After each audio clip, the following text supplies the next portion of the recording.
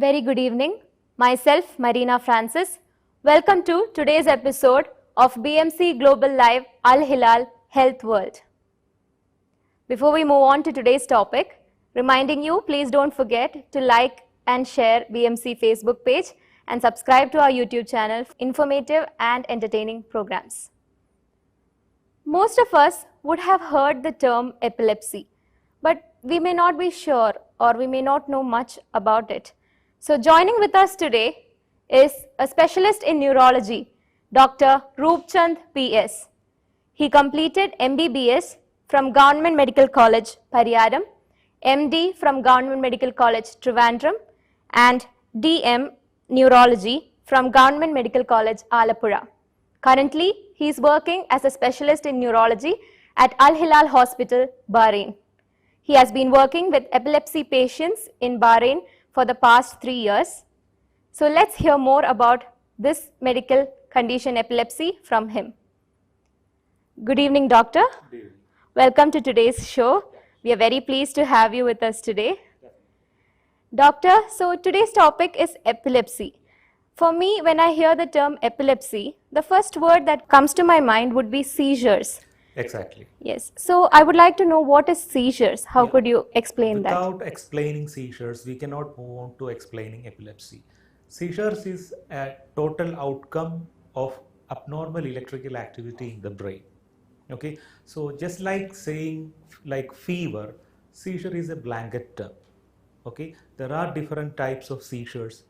There are different occurrences of seizures, different types. So seizure occurs due to an electrical abnormality in the brain. Consider the brain as a huge computer, a supercomputer with billions of connections. So when there is an abnormality in these connections, what happens? There will be abnormal electrical discharges in the brain. And these abnormal electrical discharges disrupt the normal function of the brain. And this comes out as a clinical symptom, which we call as seizure. And one important thing is that anybody can get a seizure. From a small child to a man who is going to die, you can get a seizure. And study says that 2% of the world population can have a seizure normally. So that means not every seizure may be a disease. It can occur in 2% of the population normally.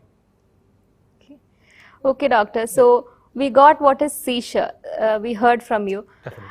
Now, sometimes we may associate seizure and epilepsy to be the same, one and the same. Yes, so yes. I would like to ask you the basic question: what is epilepsy? How could you elaborate Exactly. on that? Actually, epilepsy is the preponderance to have multiple seizures. When a person have either 2 or more seizures only, we call him an epileptic. Okay? So epilepsy is actually a disease and it need to be treated. There are different types of epilepsy again. For example, atonic seizures, tonic seizures, tonic-clonic seizures, absent seizures, complex partial seizures. Like that, we can classify into n number of types. Okay, so seizure is a clinical symptom and epilepsy is a disease. So, doctor, the next question that would come up is, who are the people more likely to get epilepsy, or who could get epilepsy? Epilepsy can occur to certain group of people. Let's say you have an injury to the brain. So this injury can disrupt the before said connections in the brain. Like you have a head injury due to a fall or a road traffic accident. And such people can later develop epilepsy. Similarly, your brain is damaged during childbirth. As a child, you have incurred an injury to the brain and it is there. Such people can develop epilepsy.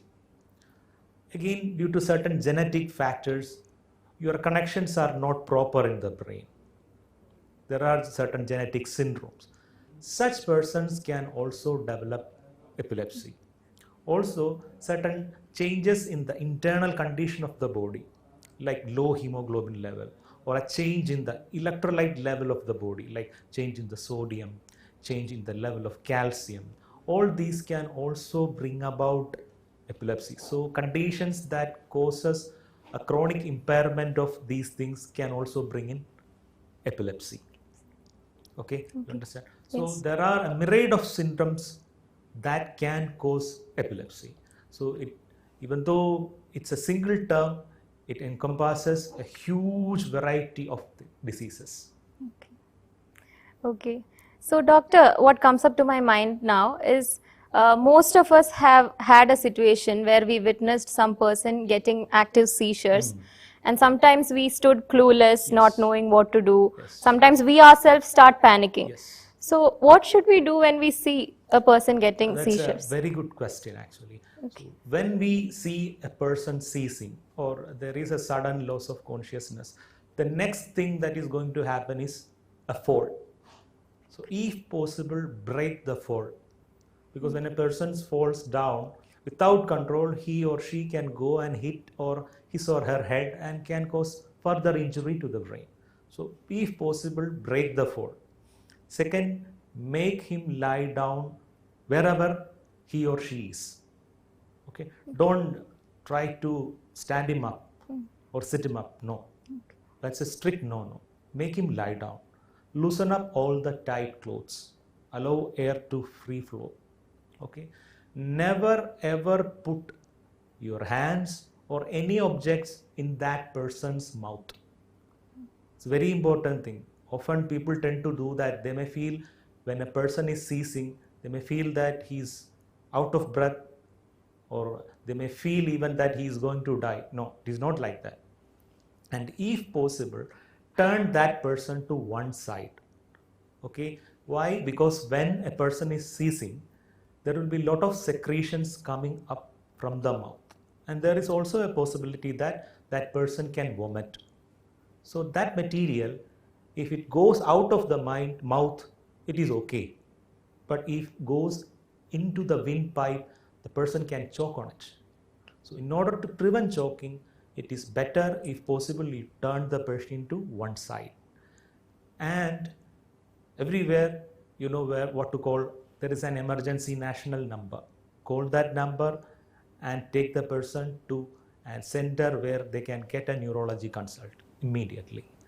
This is the common thing that you should do when you see somebody is having a seizure. So break the fall, loosen up the clothes, do not put anything in the mouth, allow free flow of air. If possible, turn the patient to one side. Thank you, doctor. That was a very good advice for all of us, actually. Everybody should know Yes, everybody need to be knowing that. Now, another question I would like to ask you, epilepsy. Yes. What would be your suggestions how to treat epilepsy? Okay. See, if you are having frank seizure, somebody have witnessed that, because the person having the epilepsy will not have any memory of the event.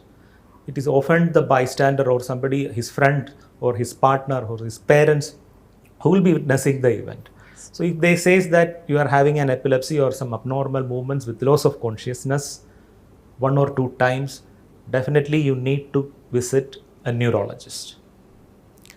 Usually he does 2 kinds of investigations on that person. One is a scanning of the head, so that the neurologist will come to know whether there is any gross abnormality of the brain, for example like a tumor or a stroke. Okay. Second thing, he is going to do an electrical study of the brain. This study is called electroencephalogram. So they will be attaching a lot of wires over the head, and there will be a recording of the brain activity, which is usually for 20 minutes to 1 hour. And this is interpreted by a neurologist, and based on that we can say what kind of epilepsy, and sometimes we use this EEG also to modify the treatment also. So these are the tests usually done by the neurologist. And one important thing is that the diagnosis of epilepsy is made on the clinical history. Okay, it is not through the testing. So when you are going to visit the neurologist, it is very important that if you can bring the person who have witnessed the event, and that person could give the neurologist a detailed description of the events, it will be much helpful, even better than these investigations that I have told before. That is the most important thing. Once you are diagnosed with epilepsy, it is important that you take the proper medication for the proper duration of time. This is also very important. Okay. So the usual duration of treatment of any kind of epilepsy is 4 years time, 3 to 4 years time.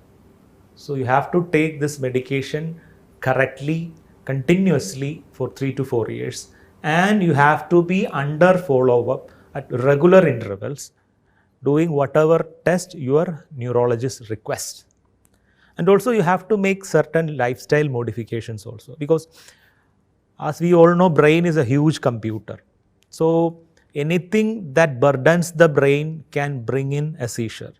Like you not having enough sleep, you not taking your meals correctly, that resulting in a low blood sugar, you having too much physical or mental stress, or you're abusing alcohol, or you have any other conditions which is not well managed.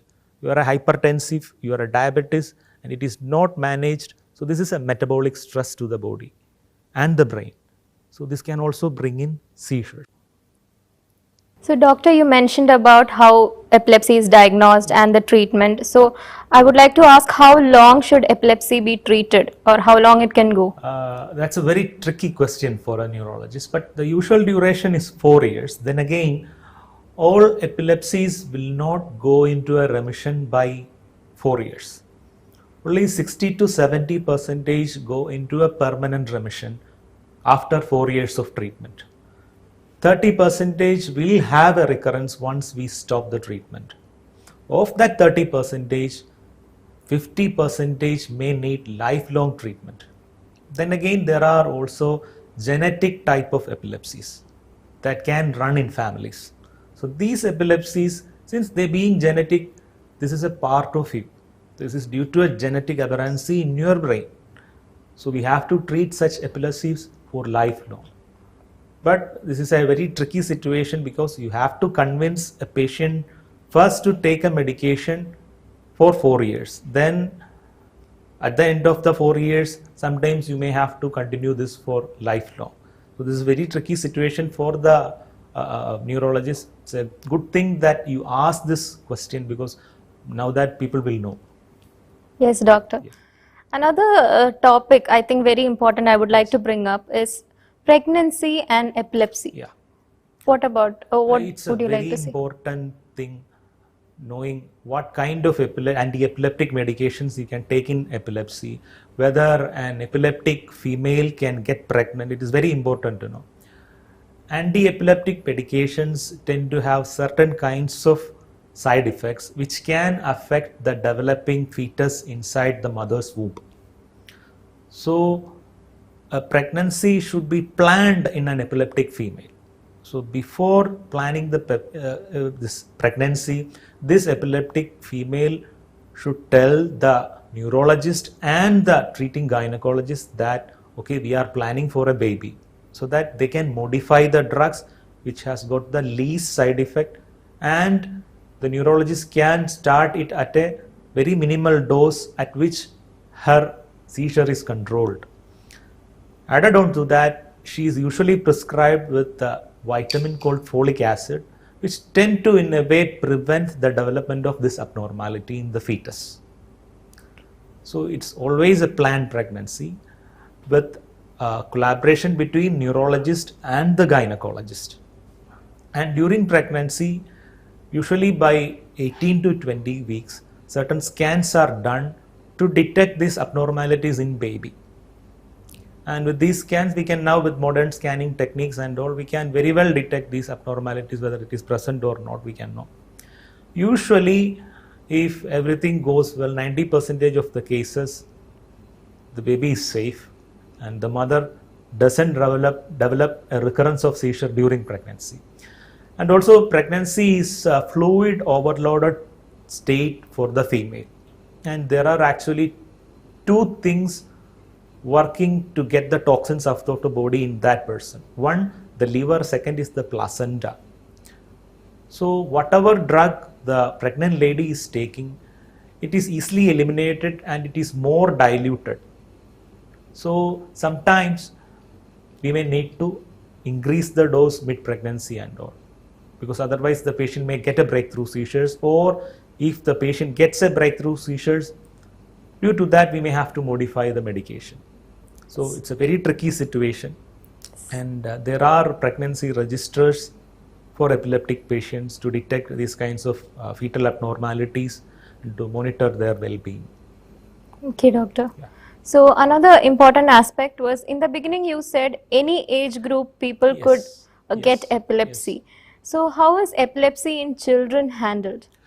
Epilepsy in children is again a very tricky situation, because not like the adult patient, the children may not be, especially toddlers and infants, they may not be able to explain what they are experiencing. And falls are very common during this age group.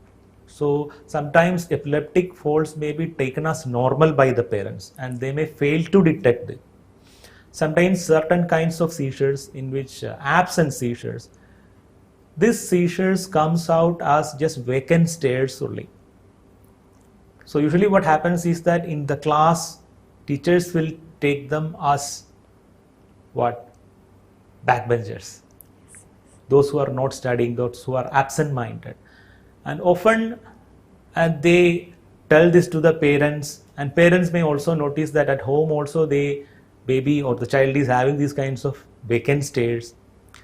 And only very late, when the child develops an overt kind of seizure, they will be aware that, okay, this is something abnormal that should be taken care of. So it is a very tricky situations in pediatric age group. You should be very observant, and the parents should be very observant also in such cases, especially if the child is not having adequate development or sudden backwardness in schooling, or recurrent falls without any explanations, or any other abnormal behaviors. All these can be a part of seizures in childhood. And the evaluation is the same way with the scan and electroencephalogram. Sometimes in children, in addition, we may need genetic testing also, because in children there is a chance of genetic epilepsy coming more than in the adults. So in children there will be more chance of genetic epilepsy, so we do genetic testing. Third thing is that the anti-epileptic medications that we give in children are based on their body weight. So 4 years means a child now having 4 years of age, at the end of the treatment will be 8 years of age. So he or she will be gaining weight. So we have to dose adjust more frequently. And most of these drugs may have some sort of effect on the child in the form of increased sedation, difficulty in studies. So that should be also managed along with the treatment. So it's a difficult situation, but it is now that modern medicine have got an armamentarium of new anti-epileptic drugs with which we can effectively manage any type of epilepsy. Okay. So I understand, doctor, there are many difficulties associated with this disease. So the most important question I would feel is how to prevent epilepsy. Epilepsy prevention is a very important thing. First thing, especially in our kind of situation, like a country like India, preventing head injuries is the most important way of preventing epilepsy. Okay, post-traumatic epilepsies are very common in India. So the best thing will be, if you're riding, if you're using a motorcycle for commute, wear your helmets. Okay, wear your safety helmets. Okay. Second thing, avoiding birth asphyxia or intrapartum asphyxia. That means deficiency of oxygen or birth injuries to the brain during delivery or in the womb. This can be due to malnutrition, this can be due to abnormal fluid in the womb, this can be due to certain conditions affecting the baby. So preventing that will prevent a baby being born with an injury to the brain. We can now test the baby inside mother's womb for genetic conditions also. it's called PUPS, per umbilical blood sampling. By 18 to 16 weeks, we can take the blood from the umbilicus of the baby inside the mother, and we can test for genetic epilepsies if the mother or father of the baby is having or diagnosed with a genetic epilepsy case. And in a way that we can also know whether the child is going to have this kind of genetic epilepsy. So modern medicine is expanding and more preventive methods are coming. So let's hope it comes up with more methods to prevent epilepsy. Yes, doctor, that was a very useful point that you mentioned in the last question. I think with that note, we could come to the end of this episode. Thank you very much, doctor, for spending your valuable time with us. We are very happy and hope all of you viewers found this episode useful. So until we meet next time, this is Mareena Francis signing off. Stay healthy, stay happy. Good night.